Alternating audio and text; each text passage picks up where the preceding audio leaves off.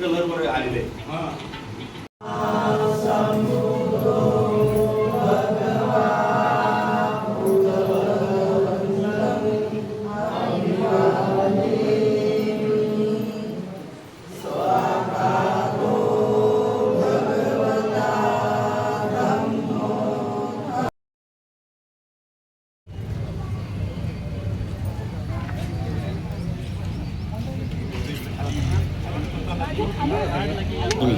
आंबेडकरांचा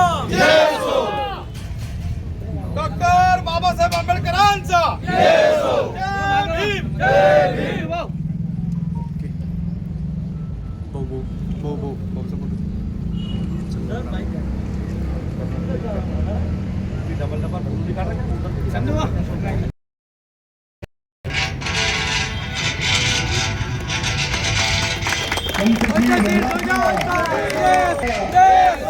पंचशील वेदाचा गौतम बुद्धांचा डॉक्टर बाबासाहेब आंबेडकरांचा जीवन उजळले आज बघा खरोखर या भारताला ताराया जन्म आला भीमराव आंबेडकर भीम जयंतीने जीवन उजळले आज बघा खरोखर या भारताला जन्म या भारताला तारा जन्म आला भीमराव आंबेडकर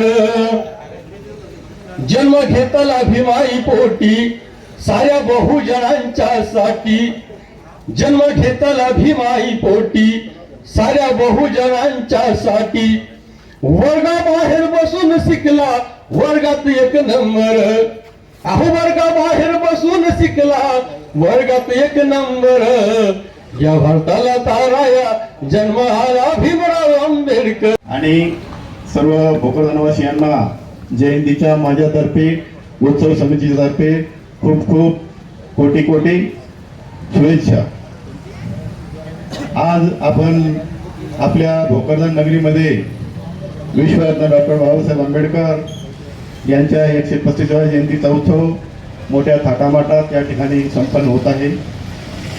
या कार्यक्रमाला आवर्जून उपस्थित असलेले आपल्या जालना जिल्ह्याचे लोकप्रिय माजी खासदार व केंद्रीय रेल्वे राज्यमंत्री रावसाहेब पाटील दानवे हे उपस्थित झालेले आहेत, त्याचे खूप खूप अभिनंदन। तसेच संतोष भाऊ दानवे भोकरदनच्या प्रभात विधानसभेचे आमदार युवा नेते हे सुद्धा या कार्यक्रमाला उपस्थित राहिले, त्यांचं सुद्धा मी खूप खूप अभिनंदन करतो।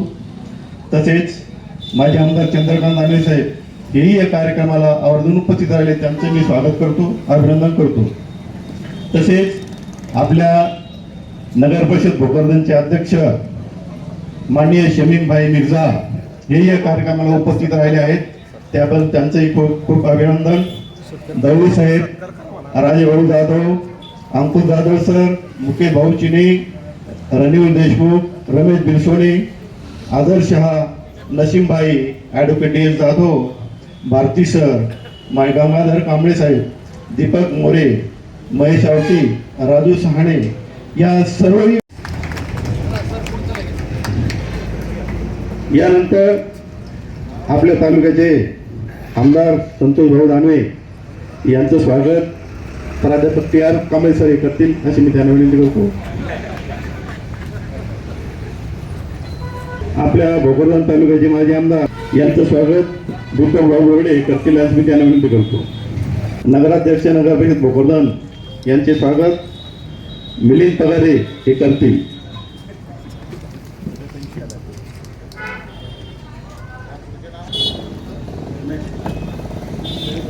यानंतर रमेश भाई पगारे,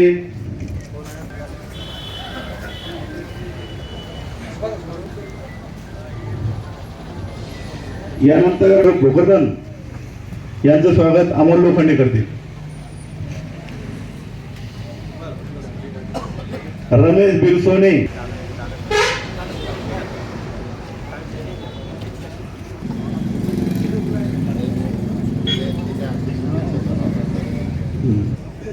कमलाकर उदांडे.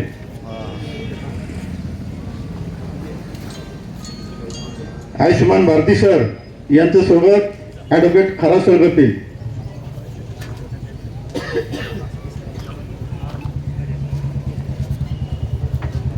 यानंतर गंगाधर कांबळे साहेब यांचं स्वागत दयानंद पगारे करतील.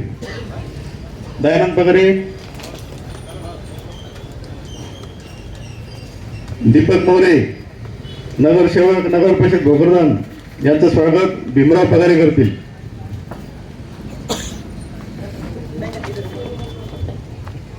तिथं ठेवा तुम्ही, इकडे कशाला देता.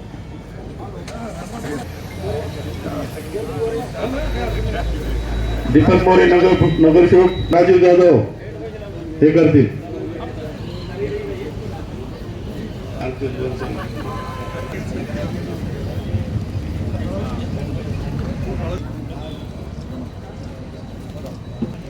आयुष्यमान मोगल साहेब यांनी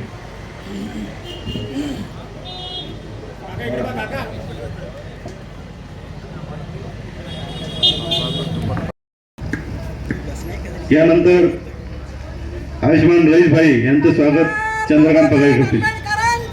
विजय असो. सावित्रीबाई फुलेंचा विजय असो. महामानव डॉक्टर बाबासाहेब आंबेडकरांची जयंती आहे. ही जयंती केवळ राज्यात नाही, देशात आणि विदेशात सुद्धा मोठ्या प्रमाणात साजरी केल्या जाते. आजच्या निमित्तानं बाबासाहेबांचं कार्य हे जनतेसमोर ठेवून जनतेला एक प्रेरणा द्यायचं काम या निमित्तानं होत आहे. केवळ आपणच नाही तर सर्व समाज घटक या जयंतीमध्ये मिरवणुकीमध्ये सामील होतात आणि बाबासाहेबाला अभिवादन करतात. त्याच पद्धतीप्रमाणे आज आम्ही या ठिकाणी आलो आणि भोकरदन येथील जो काही डॉक्टर बाबासाहेब आंबेडकरांचा पुतळा आहे त्या पुतळ्याला आज सर्वांनी अभिवादन. बाबासाहेब आंबेडकर यांच्या संपूर्ण जगामध्ये आज ही जयंती साजरी होते. तुम्हा आपल्या सर्वांना माहित आहे की हे महामानव नसते तर आज तुमचं आमचं काय झालं असतं. आताही असं वाटतं की रजाकारी आहे की काय, पण या महामानवामुळे ही रजाकारी आज आपल्याला त्याची भीती वाटत नाहीये. आणि म्हणून मी माझ्या वतीनं चंद्रकांत पुर्णिकराव या कुटुंबाकडनं या परिवाराकडनं आज या महामानवाला नतमस्तक होतो. क्रांतिकारांचा जय भीम बोलतो. क्रांतीसूर्य महात्मा ज्योतिबा फुलेंची सुद्धा जयंती 11 तारखेला झाली. त्याला या महामानवाला नतमस्तक होतो. आपल्या सर्वांना माहित आहे मा रमाई आणि भारतरत्न डॉक्टर बाबासाहेब आंबेडकर यांच्या चरित्रावर जर बोलायचं ठरलं तर 365 दिवस सुद्धा कमी पडतात. तो गाथा संपत नाहीये.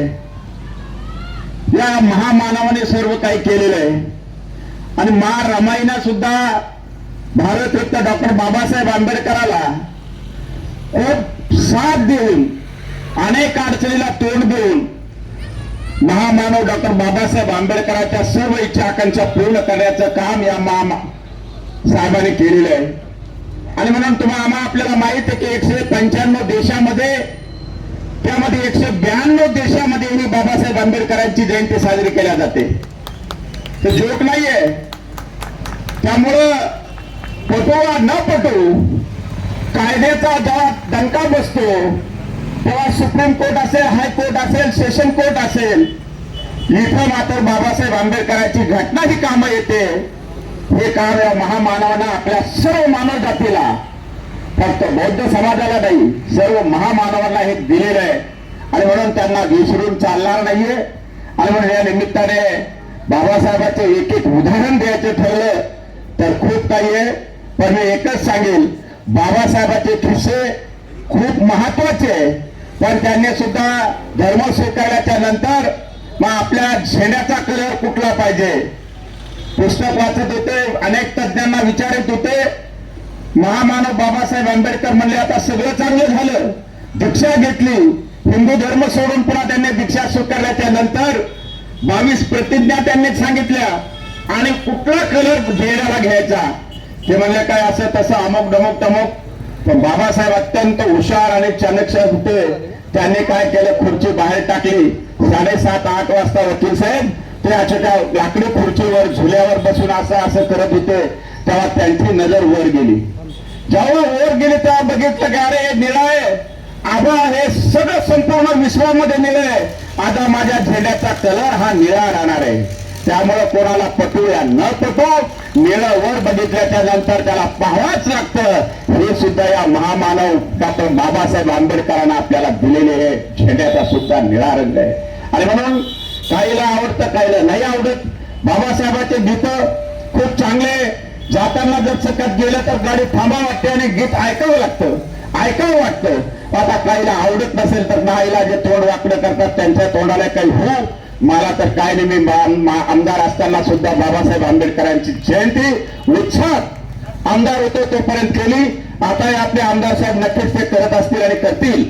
त्यामुळे काही अडचण त्यामध्ये नाहीये. आणि म्हणून तुम्हाला सांगतो खूप चांगलं कार्य या महामानवाने आपल्या सर्व नुसत्याच बौद्ध समाजाला नाही सर्व समाजातल्या शेवटच्या माणसाला पुढात राहणाऱ्याला सुद्धा घटना दिलेली आणि त्या घटनेच्या आधारावर मी तर आज या व्यासपीठावर फक्त महामानव डॉक्टर बाबासाहेब आंबेडकरांच्या माध्यमातून उभा आहे आणि इथं आज तुमच्या समोर विचार मांडण्याचं काम केलेलं आहे. महामानव डॉक्टर बाबासाहेब आंबेडकर यांच्या जयंतीच्या मनपूर्वक अशा शुभेच्छा शहरवासियांना या ठिकाणी देतो. बांधवांनो, आपल्याला माहिती आहे या हिंदुस्थानामध्ये नाही तर जगभरामध्ये 14 एप्रिल हा दिवस अतिशय आनंदमय आणि उत्साहाच्या वातावरणात महामानव डॉक्टर बाबासाहेबांची जयंती या ठिकाणी साजरी केली जाते. आणि या जयंतीचं अनन्यसाधारण महत्त्व त्या ठिकाणी आहे.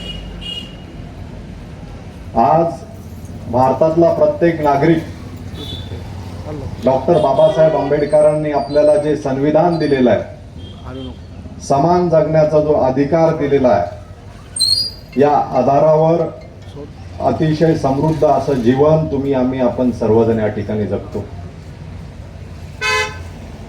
समानता आणि एकता याचं दर्शन घडवण्याचं काम डॉक्टर बाबासाहेब आंबेडकरांनी त्या ठिकाणी केलं.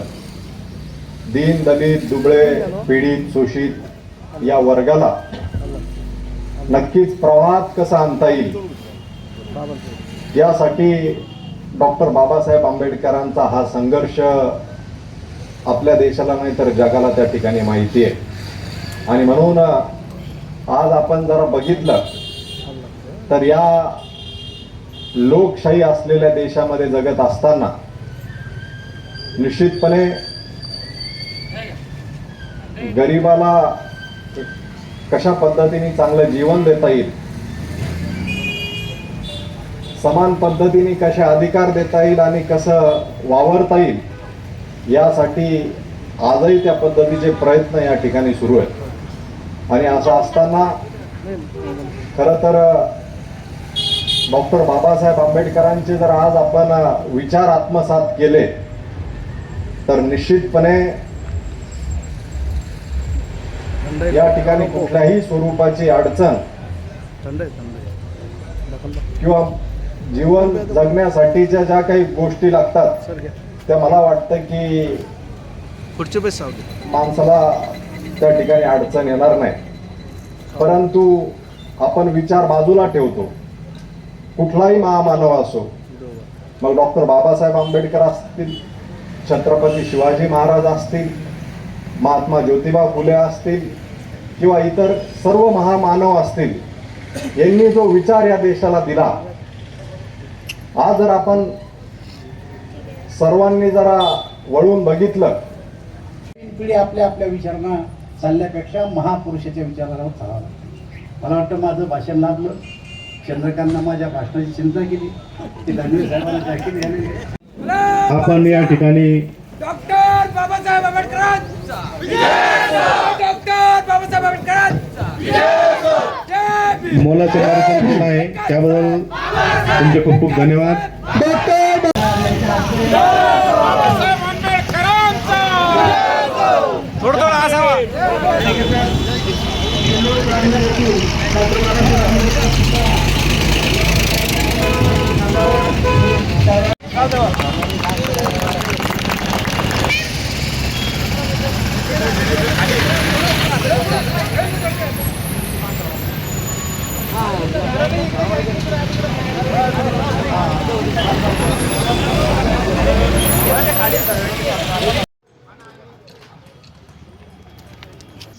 ओके.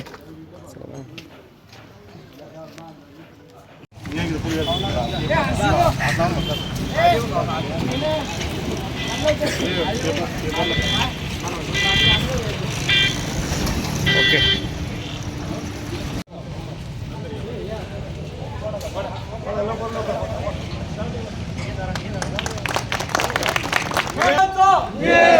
क्रांती सूर्य महात्मा ज्योतिबा फुले.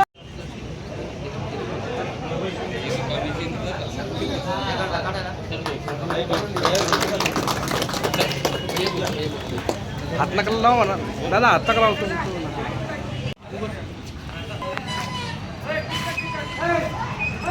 महात्मा ज्योतिबा फुल्यांचा विजय हो, निळ्या ध्वजाचा विजय हो. जय भीम, जय भीम, जय भीम, जय भीम, जय भीम, जय भीम. या आमच्या आदर्शांना सर्वप्रथम अभिवादन.